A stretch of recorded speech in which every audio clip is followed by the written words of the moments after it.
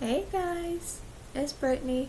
So, today's gonna be a popcorn chat video, and today we'll be discussing on the movie The Lion King. So, The Lion King, it was released in theaters June 15th, 1994. So, at that time, I was 2.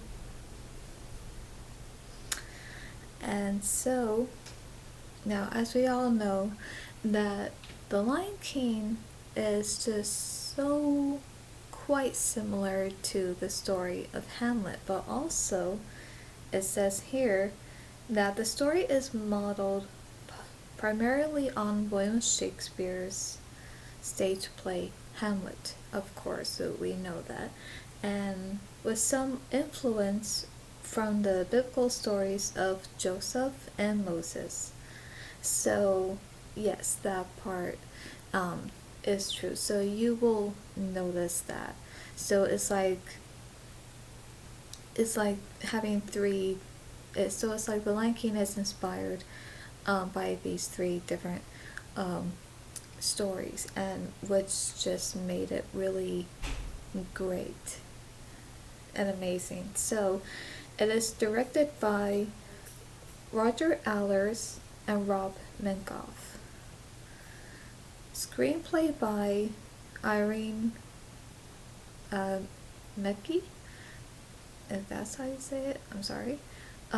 Jonathan Roberts, Linda Wolverton. Now, story by, there's just a long list here. So, okay, I'll try to name as many as I can. Barry Johnson, Andy Gaskill, Kevin Harkey, Tom Sito, Rick Mackey, Bernie Madison, Lorna Cook, Gary Trousdale, Joran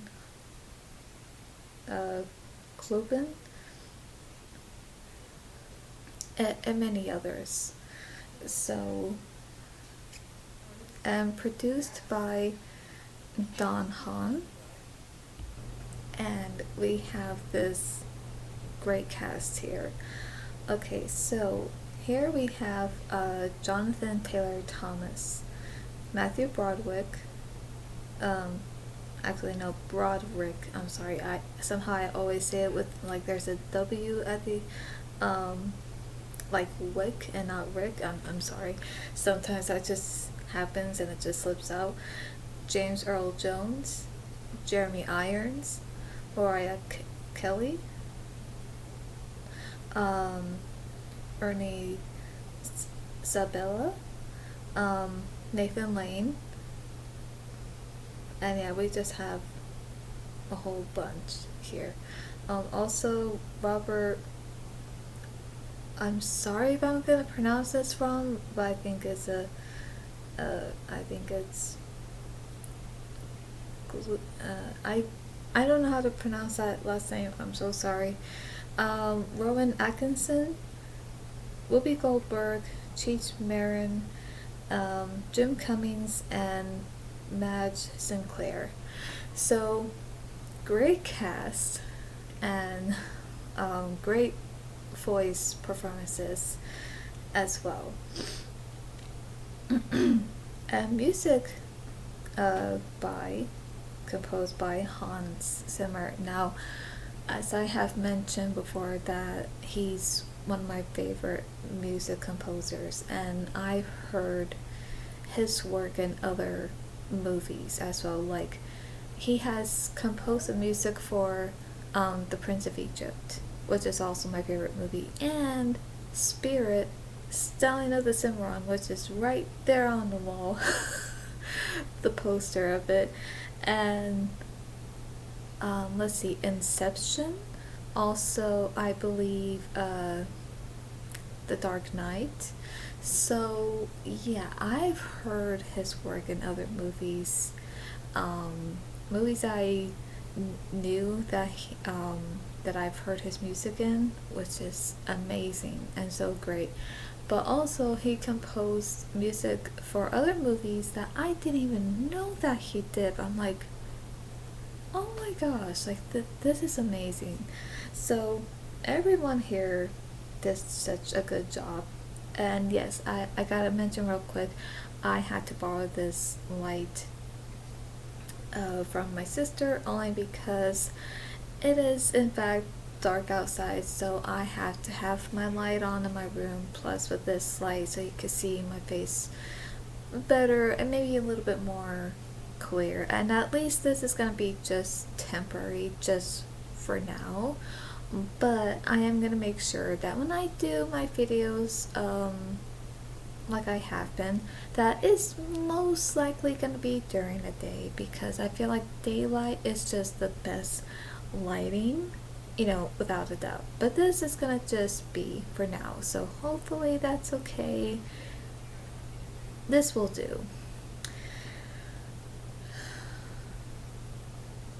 And of course, as we know, the story of Hamlet is that, okay, so Scar was just voiced by Jeremy Irons. He is jealous of his brother Mufasa, voiced by James Earl Jones. And Mufasa and Sarabi had just had their first cub, Simba. And of course, baby Simba at the beginning is just so cute. And so yeah, he is jealous, not only jealous of his brother, but also jealous of his nephew, because he knows that when Simba grows up, that he will, take the throne, that he will be king. And so, yeah, he's just full of jealousy, full of hate and anger. And it's just not good when the character just has all of those negative emotions, because then it could lead them to do something, either something they might regret if they end up feeling bad for what they did and they have remorse, or it's something they probably won't even regret, because then they're gonna just become greedy and they just want more, and they think now that they have this power that they can have control and they could do whatever they want, so having that is, it's very dangerous, and it's just not good. Whether if it's Scar here or if it's any other fictional character, no matter what movie. So yes, as we all know of the story of The Lion King, which is very similar to Hamlet, so what happens is that, of course, that because of Scar's jealousy and hate towards his brother and his nephew, that he comes up with a plan to kill his brother so he could become king, but also to kill his nephew Simba as well. And so now he succeeds in when he kills Mufasa, his brother. But however, when he sends his henchman, the hyena, to kill off Simba, young Simba, they do not succeed, because Simba runs off. So when he runs off, he ends up where he's dehydrated, and Timon and Pumbaa find him, and so they take him in, and he pretty much grew up with them until he became an adult lion. But so when Simba was living with, growing up with Timon and Pumbaa without his father, without a father figure, and without his mother there to raise him, that, well, when that's happening, that meanwhile in the Pride Land, Scar is now king, but things have gotten really bad, because the hyenas and the lionesses, they are hungry, they are starving, so there's no food for them to have, to eat. So they can't really go out and hunt because all the animals have scattered because of what had happened. And so things just have gotten worse when Scar had become king. And so, of course, it had drove Nala.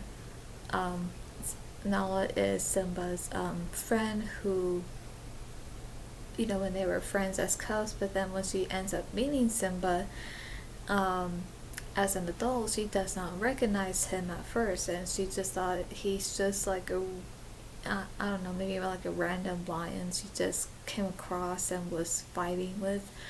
But when she turns out, no, when she ends up finding out that it is Simba, she she was actually really happy to find out that he's alive, and and so of course they reunite, but then of course things end up getting more than, if you know what I mean, especially with the scene and the song "Can You Feel the Love Tonight." We all know what that means. We all know what they were doing privately. I am not gonna say, but we all know what was going on, even after the song was over. You know, they, you know.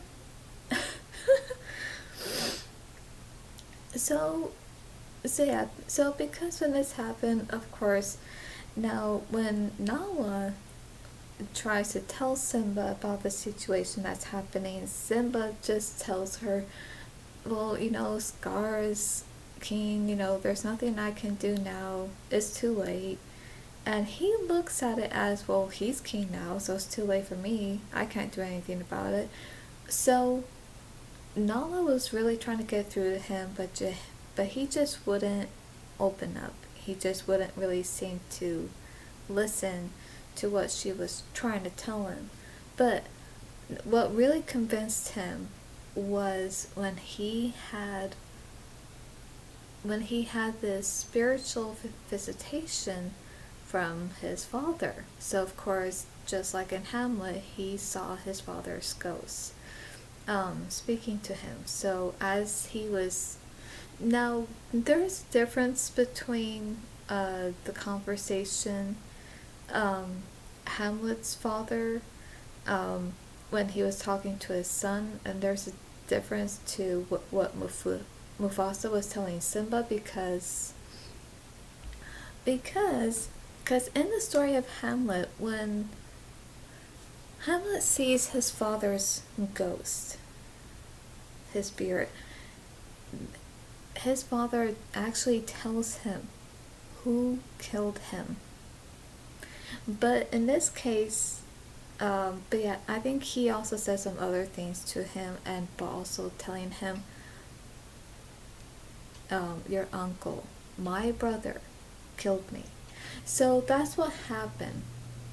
So that's how that scene goes. The conversation between Hamlet and his father's ghost. But in The Lion King, that does not happen. It's just a difference. Because what happens here is that the conversation Mufasa has with Simba, and it's not a long one either, is quite short, but he just tells him. Now, Mufasa doesn't tell him who killed him, like what Hamlet's father did, when he told his son who killed him. But in The Lion King, I think they just wanted to do something different. I think they just wanted to make that scene different with the conversation where Mufasa tells Simba something different, like not that who killed him, but more like something else. So I think that's why he ended up telling him, what was it, if I can remember. Of course, I do remember, I know the movie by heart, but he just tells him, let's see, I'm thinking of the scene here. okay, he tells him, "You have forgotten me," and that. Okay, wait a minute, wait. Okay, yeah, he says, "You have forgotten me." He says, "No, how could I?" Yeah, then he says, "You have forgotten who you are, so you have forgotten me." And yeah, then he tells him to look inside himself, and he is more than he has become, and that you must take your place in the circle of life. And then he tells him, "How can I go back? I'm not what I'm used to be." Yeah, then this is the part that I love of this scene is that he says, "Remember who you are." And then he tells him, "You are my son and the one true king." And yes, I pretty much all know the lines from there, from that scene. But yeah, I have it in my mind already. So in that moment, he really comes to realize, I think he just like woke up and like his eyes were open and he's like, you know what I mean? Like it's like he had a realization. He had a awakening just from this uh, from what his father told him. And so as the clouds start to fade away, and as Mufasa starts to fade away, his spirit starts to um, fade with the clouds. Again, he tells him, "Remember who you are." And I just love that scene. I really do. I feel like it's such a very, very okay, the best way to put it, I feel like it's just like a powerful but also very moving scene, and you feel it because it's not just with the scene itself and the with the animation and with the performances between James Earl Jones and Matthew Broderick, but also with the music. With the music, with that scene, it just makes it feel so moving, and I feel like you can really feel that when you watch that scene, and you just feel moved inside. Like, I think not just emotionally, but spiritually too. It's like, wow, you know. Yeah, I love that scene and how it's just so moving like that. Like, really, I do. So,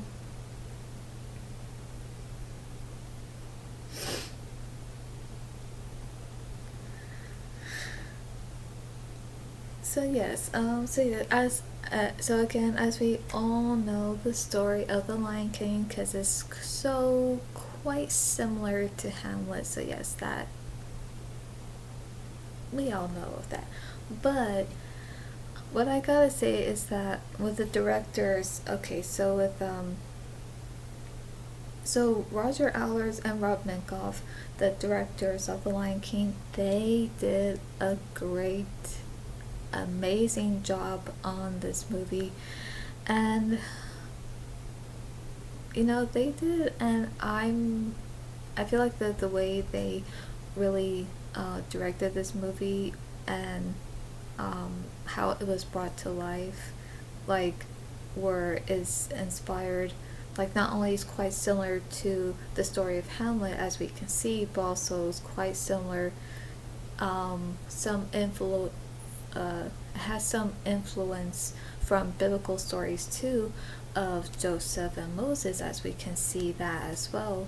I think it has some of that in there, of those bits from those stories as well. And so with that, they just did a great job just bringing that story to life and everything. So yeah, I love it. They did an amazing job. And so with the animators of the movie, they also did an amazing job too, because I just love the traditional hand-drawn animation, 2D animation, and as I mentioned before, I miss that, and I'm sad we don't have that anymore, and I wish that could somehow that could be brought back somehow. I don't know how. I don't know if that it will ever be brought back, but I hope one day it will, because I feel like we need both. I feel like even though 3D animation is fine, and even though it's something I'm okay with, but it's like I think 3D animation is not doesn't need to be for every animated movie. I feel like we need both here. There needs to be a balance. There needs to be both 3D animation for at least some movies, for some stories to be brought to life in 3D animation, but I feel like there are some other stories that need to be brought to life in the traditional 2D hand-drawn animation, like The Lion King. So we need that back. Can someone please bring that back? Because I really miss those kind of animated movies, and I wish they're back. I wish they could be brought back somehow. And so with the cast here, they did an amazing job as well. I love their voice performances. They're just great. Jeremy Irons did really great as Scar. He did.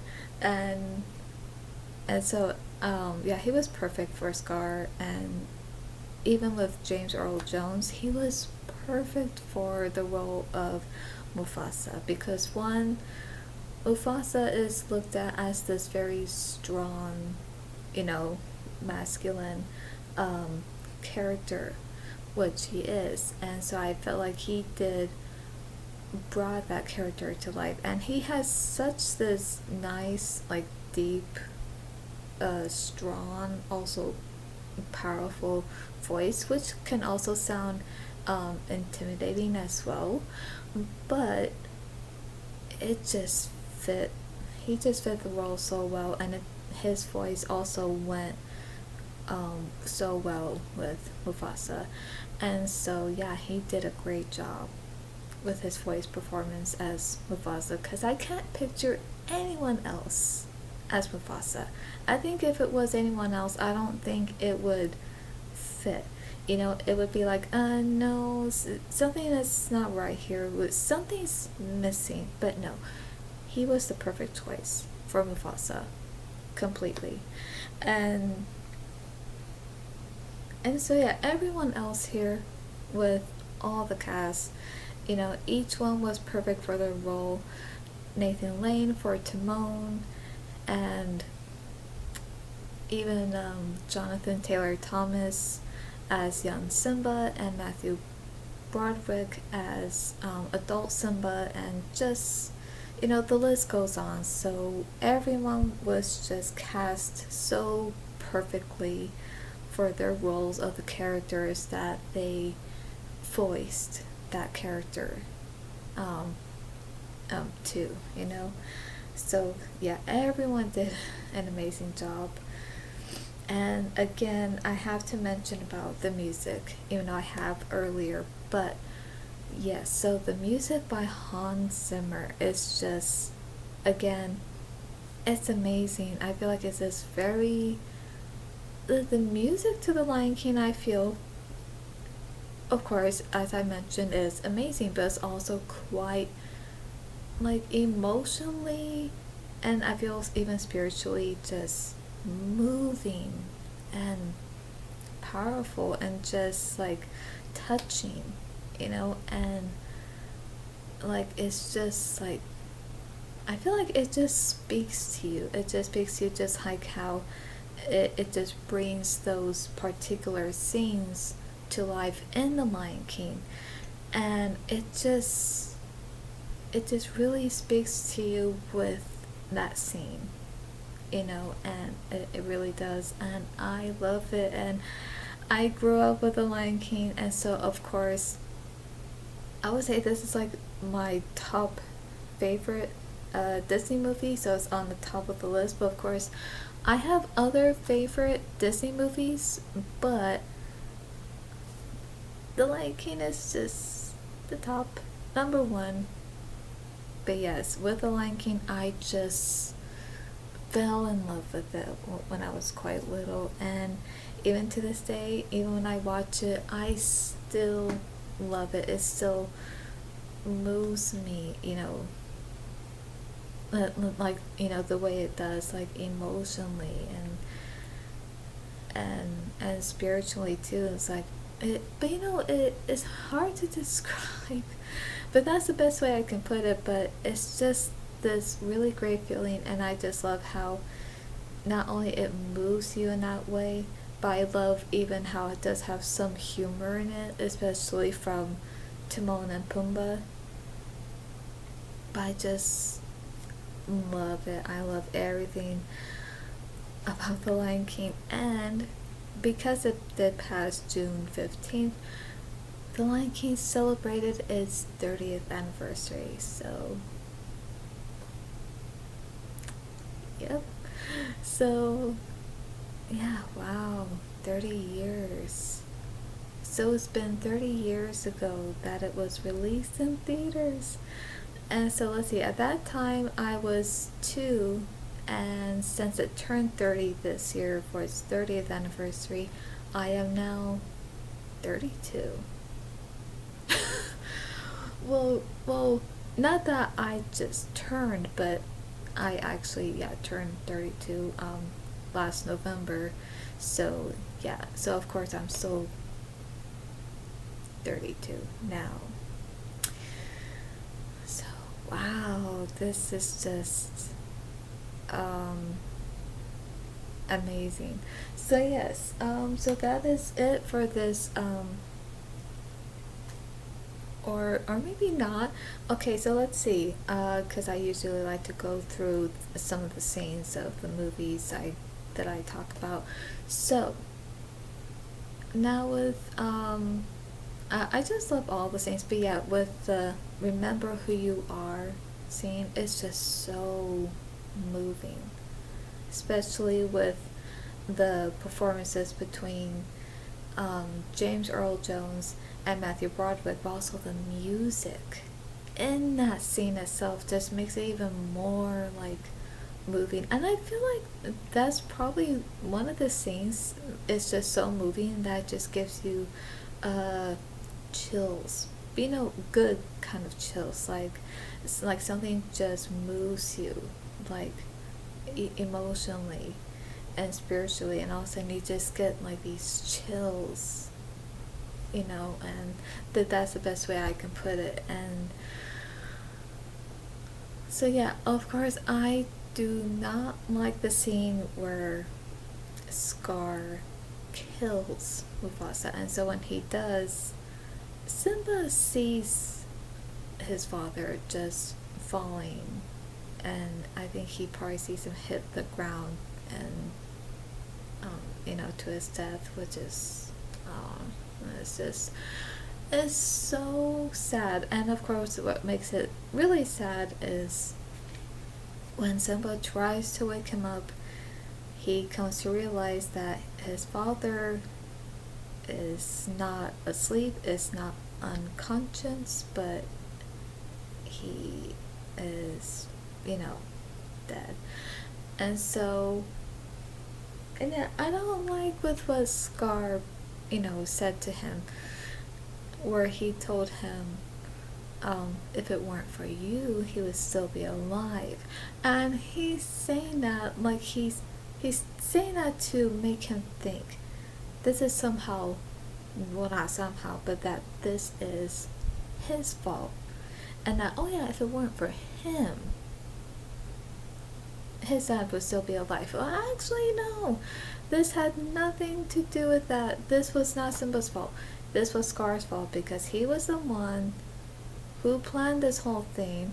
So this happened because the hyenas scared off the wildebeest, and so when the wildebeest were scared and running, that caused Simba to run, and that made it look like so yeah, it just put Simba in danger because these wildebeests are running, but he thinks he's being chased by them, even though he's not really being chased, but they're just running away because from the hyenas. So and then so when So when Scars tells Mufasa that that Simba is in the gorge, and so when he tells him this, he thinks, oh no, So when he goes there to save Simba and everything, that's when things start to go wrong, because this was Scar's plan. So this was not Simba's fault. This was all Scar's fault from the beginning. So of course he's just like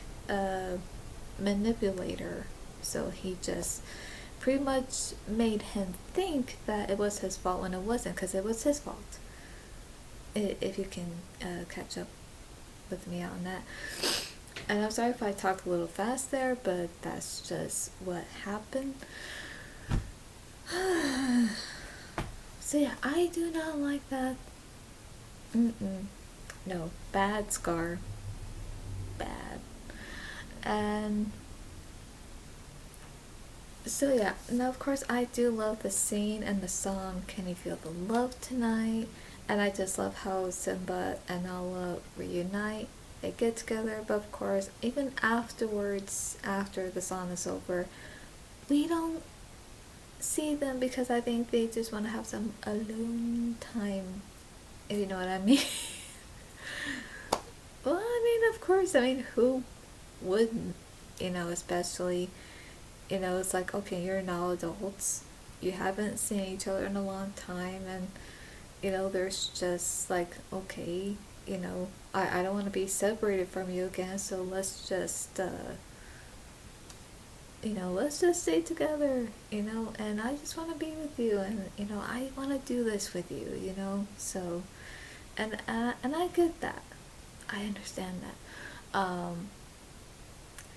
but yes, I also liked how the story ended, where Simba, where he does come back home, and he does confront Scar. But what I don't like is that before Simba could even confront Scar, that when Sarabi goes to talk to Scar, that he starts to get, angry, and just when she says something to him, his eyes got wide. He turns around and his, paw hits her right in the face, so it's like a slap on the face. And, well, maybe not a slap, even though it looks like it, but he just hits her right in the face, and she just, like, she flies, and she's pretty much, like, flew across, on, Pride Rock. So yeah, I don't like that he just hits her like that. It's like, okay, one, that's abuse, that's physical abuse, and what you're putting through with these lionesses, like, it's yeah, it's abuse. So yeah, it's just like, it's just, no. And that's why I don't like Scar, but I don't like that he just hit Sarabi like that. Like, oh my gosh, you bastard. Like, so yeah, I don't like that either when it comes to like a slap on the face scene, or anything like that. But I think I only don't mind seeing something like that if it's for a good reason. Like, if someone says something that was very insulting or very offensive, very insensitive, very hurtful to that person, then yeah, slap them. But it's like, if they didn't say anything, and if they're just saying pretty much, what they feel, and if they're just maybe being honest, or if they're just maybe, like I said, again, if they're expressing what they feel, then it's like, if they're not saying anything wrong, and somebody gets slapped on the face for that, it's like, excuse me? Like, what did he just do? Like, okay. So yeah, but that's when I don't like it, is when it comes to where no one said anything wrong, but they get slapped in the face for it. It's like, I don't like that. But like I said, if someone was saying something bad, something rude, something cruel and cold and harsh, offensive and insulting, then yeah, then I can understand if you want to slap someone on the face, and then okay, I don't mind if it's that for that reason. So there's just a difference here, but that's just all I'm saying. So,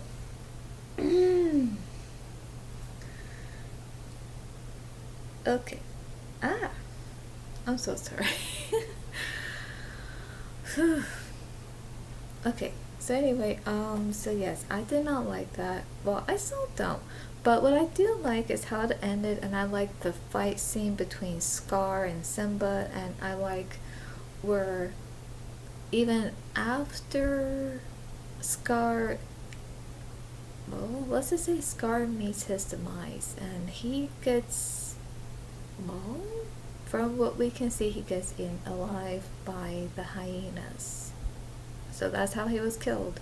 But of course, it doesn't show it, just shows like the shadow, and how they pretty much jumped on him, and we just see the fire rising up, and that's it. But yes, I do like how it ended where Simba is now, I think now he accepts his role, and he is now accepting of what's going on, and he embraces it, and he's like, okay, I'm the true king here. And so he just, like I said, he just embraces that, and he just I love how when he's walking up on Pride Rock, and it just shows, like, I just love that, how it was filmed like that, and how he's walking up to there, and you hear the music, which makes it sound so moving. So yeah, I love that. So again, I love everything about The Lion King, everything, how it was directed, the animation, the songs, and of course the music composed by Hans Zimmer, and the cast, their voice performances, which was great. And I love the characters, they're just so likable and relatable. And I just, like I said, I love everything about it. And of course I love how even Elton John, how he sang the song of Circle of Life and Can You Feel the Love Tonight. So I love that. And plus Elton John, he just, I felt like he was fit to do that, to just sing these two great songs of Circle of Life and Can You Feel the Love Tonight. So I feel like that was just great, and I don't think anyone could have done better than Elton John to have sang those songs for the movie itself. So yes, that is this popcorn chat of The Lion King. So hope you guys enjoyed. I know this has been going on for quite long. Hope you don't mind. So yeah, and so for more movie content, reaction streams, and paranormal, subscribe and click on the bell so you'll be notified when I upload. That's all for today, and I'll see you at the movies.